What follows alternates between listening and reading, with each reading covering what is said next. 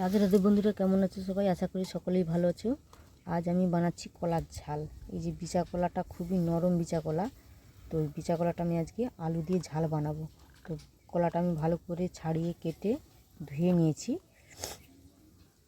তো আলুটাও আমি লম্বা লম্বা করে কেটে ধুয়ে নিয়েছিলাম। আলুটা আমি সেদ্ধ করতে বসিয়ে দিয়েছি। এখানে আলুটা আমি সেদ্ধ করতে বসিয়ে দিয়েছিলাম। আলুর মধ্যে একটু লবণ দিয়ে দিচ্ছি আমি।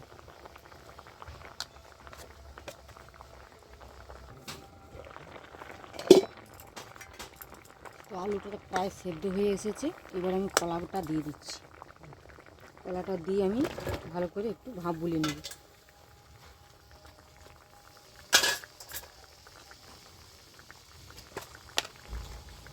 একটু লবণ দিয়ে দিচ্ছি আমি।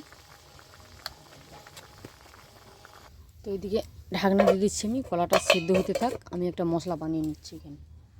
তো আমি এখানে একটা মিক্সির বাটি নিচ্ছি। মিক্সির বাটির মধ্যে শুকনো লঙ্কা, পেঁয়াজ, একটু অল্প করে জিরা আর একটু সরষা দিয়ে দিলাম। এবার এটা ভালো করে আমি পেস্ট করে নিয়ে চলে আসবো। তো ঢাকনাটা খুলে আমি দেখতেছি কলাটা আমার সেদ্ধ হয়ে গেছে। আমি এবারে নামিয়ে নিচ্ছি। আলু কলাটা ছেঁকে আমি কড়াটা ধুয়ে পরিষ্কার করে বসিয়ে দিয়েছিলাম। তো কড়াটা গরম হচ্ছে, এর মধ্যে আমি একটু তেল দিয়ে দিচ্ছি। আপনারা আপনাদের পছন্দ মতো তেল দেবেন। আমি সাদা তেলই করছি, আপনারা চাইলে সরষা তেলেও করতে পারেন। তো তেলটা গরম আছে, তেলের মধ্যে আমি কেটে রাখা একটা টমেটো দিয়ে দিচ্ছি।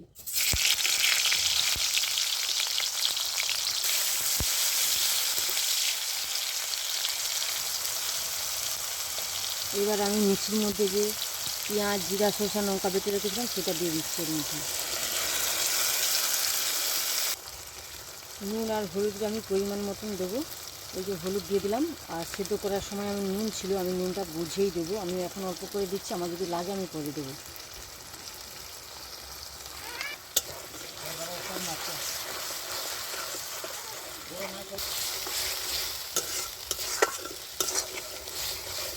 তো মশলাটা আমার ভালো করে কষানো হয়ে গেছে। এবার আমি সেদ্ধ করে রাখা কলা আর আলুটা দিয়ে দিচ্ছি।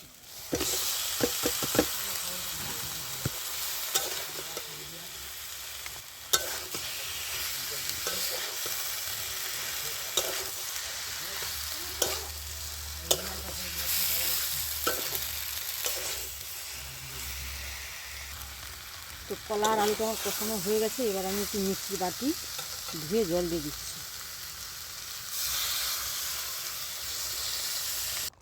তো ঝোলটা আমার ফুটে উঠেছে। আমি এবারে একটু ধনেপাতা দিয়ে দিচ্ছি। আমার কাছে ধনেপাতা ছিল বলে দিলাম, আপনাদের কাছে না থাকলে দিতে হবে না। তো এবারে আমি একটু ঢাকা দিয়ে দিচ্ছি। ঢাকা দিয়ে কিছুক্ষণ রান্না হতে দেবো। তো বেশিক্ষণ সময় লাগবে না, অল্প সময় লাগবে। আমার কলা আর আলুটা সেদ্ধ করা ছিল। তো ফিরে আসছি কিছুক্ষণ পর। তো ঢাকনাটা খুলে আমি দেখতেছি তরকারিটা আমার রেডি হয়ে গেছে।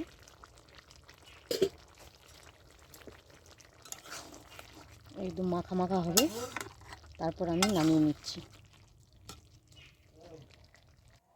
তো তরকারিটা আমি নামিয়ে নিয়েছি। এবার গরম গরম পরিবেশন করব।